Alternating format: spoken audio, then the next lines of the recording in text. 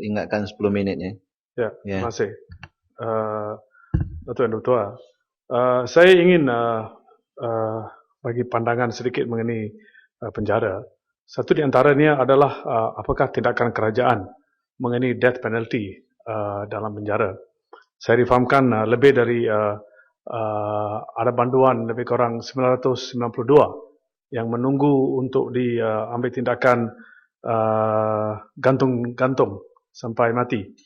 Dan tahun dulu, Datuk Betul, satu mesyuarat telah diadakan di Parlimen ini, di mana AG Chambers, Bar Council dan peguam-peguam terlibat, di mana beberapa pandangan telah diadakan di antara ahli Parlimen dengan pihak-pihak yang tertentu, stakeholders, dan cadangan dan yang dibuat harus diambil kira, mula dari satu research yang telah dibuat, yang telah diarahkan dibuat oleh Bar Council, oleh Roger Hood dalam The Death Penalty in Malaysia. Dalam research tersebut dengan jelas menunjukkan bahawa orang ramai di Malaysia ini berpendapat bahawa hukuman mati patut diberhentikan, dan dalam perkara yang sedemikian, kerajaan pun dan menteri pun telah mengatakan bahawa kerajaan rela dan untuk menengok apakah cadangan ini boleh diimplementasikan di negara ini supaya kita menghapuskan gantung diri ini, dan gantung hingga mati itu dihapuskan dan replace with life imprisonment. Dan apakah yang sedang dibuat dengan masalah yang dihadapi ini dan keadaan yang terkini. Saya nak tahu juga tuan-tuan, tahun dulu dan tahun ini berapa orang yang telah digantung diri hingga mati yang di penjara di Malaysia. Saya juga fahamkan Datuk Nuta bahawa bila proses gantung diri ini dijalankan, keluarga-keluarga mereka hanya diberitahu pada saat-saat yang terakhir. Nah, ini pada Amnesty International dan sebagainya, kalau kita tengok standard prison rules ini tidak menasabah. Apakah sebab ini berlarutan? Dan juga adakah kementerian mengikut ciri-ciri yang terletak di bawah United Nations Standard Minimum Rules, Treatment of Offenders 1954, Prison Rules dan sebagainya. Dalam keadaan ini saya nak tahu berapakah orang yang telah dipenjarakan di negara ini pada waktu sekarang, dan bolehkah kementerian memberi nisbah di antara kaum masyarakat Bumiputera, Cina, Melayu, Iban, Kadazan yang ada di penjara, dan apakah sebab kita perlukan tidak menggunakan dengan efektif payroll sistem, di mana mereka walaupun telah disabit salah dan sebagainya, tetapi telah berada di penjara untuk berdekad-dekad tetapi belum dilepaskan. Apakah kriteria-kriteria yang digunakan supaya kita, nombor satu, boleh meringankan kos kita. Nombor dua, bila seorang yang disalahkan, yang telah disabit salah, boleh diberi satu masa hadapan yang dengan harapan dia keluar dan tukar dia punya style dan sebagainya. Dan dalam proses ini memandangkan kita telah membawa balik Prevention of Crime Act, di mana ada undang-undang tahanan. Setakat ini berapa orang yang ditahan di Simparangan di akta tersebut? Itu saja. Ya, terima kasih. Alusta. Kuala Kedah. Kuala Kedah, sorry. Okay, terima kasih. Terima kasih Tuan Yang Di-Pertua.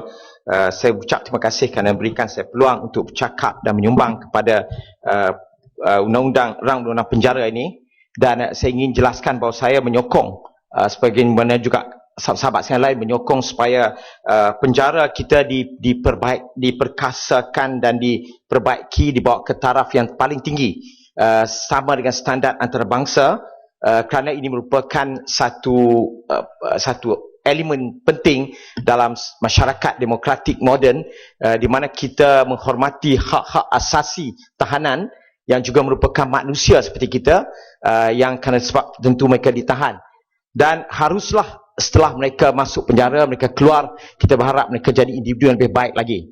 banyak disebut tentang hak asasi manusia dan juga keadaan-keadaan penjara saya rasa oleh kawan-kawan saya. Kita mengharapkan lebih baik, terutamanya dimaki oleh saudara saya daripada Yang Berhormat Subang, saya ingat tentang beberapa yang isu dibangkitkan tentang penjara Kajang. Kita harap itu dapat diperbaiki. Tapi saya nak khusus cakap tentang satu faktor, satu benda yang belum disentuh, iaitu tentang pemakanan atau nutrition, kerana ini adalah satu yang bagi saya sangat penting. Di luar ini kita ada pilihan, kita boleh pilih makanan, tapi dalam penjara kita tak ada pilihan, makanan yang diberi sahaja kebanyakan kes. Dan kalau kita dipenjarakan bertahun-tahun dan makan makanan tertentu yang tidak baik misalnya, maka kesannya ke atas kesihatan sangat tinggi, kesan buruknya, kerana nutrition atau pemakanan menyumbang pada 80% masalah kesihatan moden. Dan juga saya nak sebut di sini bahawa ada pandangan-pandangan baru, dapatan-dapatan baru, kajian tentang nutrition dan juga panduan dan juga tentang kecenderungan melakukan keganasan, melanggar disiplin, dan juga tentang pemahaman baru kita tentang kenapa setengah-setengah kes keganasan yang melampau berlaku dalam masyarakat moden. Masyarakat pemakanan dengan antara hubungan pemakanan dengan tingkah laku itu sekarang lebih jelas. Tuan Yang Dipertua, antaranya yang saya nak sebut ialah kajian yang cukup lama dan pembentangan yang cukup banyak oleh Profesor Michael Crawford daripada Institute of Brain Chemistry and Human Nutrition di London. Dan hasil usaha beliau lah antaranya yang menunjukkan kepada kita, menjelaskan apa yang sebenarnya berlaku. Kita tahu bahawa omega 3, salah satu omega 3 yang disebut DHA, docosahexaenoic acid, itu berkait langsung dengan otak kita. Kita rasa simpati, empati, kasih sayang, kesian belas, itu peranan DHA.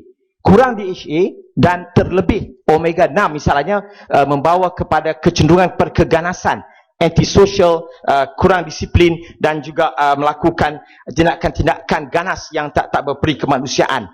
Dan adalah penting makanan, kerana itu sangat penting, makanan di penjara itu dia cukup omega 3-nya dan tidak terlalu banyak omega 6-nya, yang merupakan satu ciri yang tidak baik kepada makanan moden. Makanan moden di luar ini ialah dengan izin calorie rich, omega 6 rich and nutrient deficient. Kaya dengan kalori, kaya dengan omega 6 dan kurang nutrien.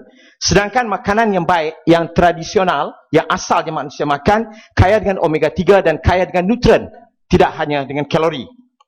Ada kajian Tuan Petua yang Tuan Petua yang saya nak sebut di sini di Oxford oleh seorang pakar nutrition and criminology dari Oxford, Bernard Gatch, pada tahun 2002.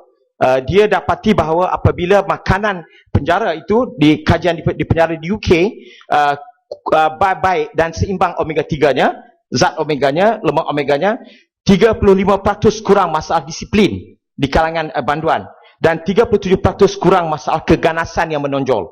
Kajian terus dilakukan misalnya di penjara di UK, dalam 1000 tahanan, kajiannya 1000 banduan di 3 penjara UK. Yang paling terkenal adalah penjara di Aylesbury. Dan seterusnya ada kajian di Belanda oleh Zalberg, Effects of Nutritional Supplementation and Aggression, Rule Breaking and Psychopathology among Young Adult Prisoners. Dia juga mendapati bahawa di Belanda keganasan kurang 34%, sangat signifikan. Dan benda ini berterusan. Yang saya nak jelaskan di sini ialah selain daripada kecenderungan pada keganasan tadi, apa yang berlaku ialah kalau pemakanan itu tidak sihat, banyak zat omega 6-nya dan banyak gulanya dan lain-lain lagi, jangka panjang banduan juga yang ditahan berdekat-dekat boleh kena sakit jantung, stroke, kanser dan berbagai masalah, termasuklah imunitinya rendah, dia boleh kena tuberculosis misalnya. Dan kalau saya sebut makanan yang disebut sebagai kaya dengan omega 3 tadi, bukanlah bererti makanan dari hotel yang mahal, tidak. Ikan salmon ke tidak. Ya, biar dalam diet Malaysia juga asalnya begitu. Makanan yang kaya dengan omega 3 dan banyak nutriennya. Bahan-bahan yang asasnya biasanya dalam diet kita ialah minyak kelapa, santan, ikan kembung misalnya sangat kaya, ikan laut, ikan marin kaya dengan zat omega 3, dan juga sayur-sayuran hijau misalnya. Itu bukan diet yang tertentu, tidaklah merupakan satu peningkatan kos yang tiba-tiba sangat tinggi. Cuma kita perlu buat dengan betul. Yang kita kena kurangkan adalah makan makanan proses, bergula dan banyak omega 3-nya, omega 6-nya, itu kita kena kurangkan. Dan saya nak mengakhiri dengan menyebut apa yang disebut oleh bekas Chief Inspector of Prisons di UK, Lord Ramsbottom. Dia sebut dengan izin dalam bahasa Inggeris, I am absolutely convinced that there is a direct link between diet and antisocial behavior. Both that bad diet causes bad behavior and that good diet prevents it. Ini hasil daripada kajian saintifik dan saya rasa kita kena manfaatkan. Dan ini boleh kita lakukan. Dan saya sangat berbesar hati sekiranya pihak penjara dapat memberi peluang pada kita untuk misalnya menyumbang pandangan kita tentang diet yang sesuai untuk pertahanan dan penjara kita supaya mereka lebih sihat dan supaya hilang tendensi atau kecenderungan untuk melakukan keganasan tadi. Ini dibukti secara saintifik. Kita sedia menyumbang. Dan semoga dengan itu akan lebih baik kesihatan mereka dan mereka keluar jadi individu yang lebih baik dapat menyumbang kepada masyarakat. Terima kasih Tuan Putra. Ya, Bukit Gantang. Lepas Bukit Gantang, YB Menteri menjawab. Assalamualaikum warahmatullahi wabarakatuh dan salam sejahtera. Terima kasih kepada Tuan Yang di-Pertua, Datuk Yang di-Pertua. Tujuan penjara ini ialah untuk kita memberikan keinsapan kepada pesalah dengan harapan supaya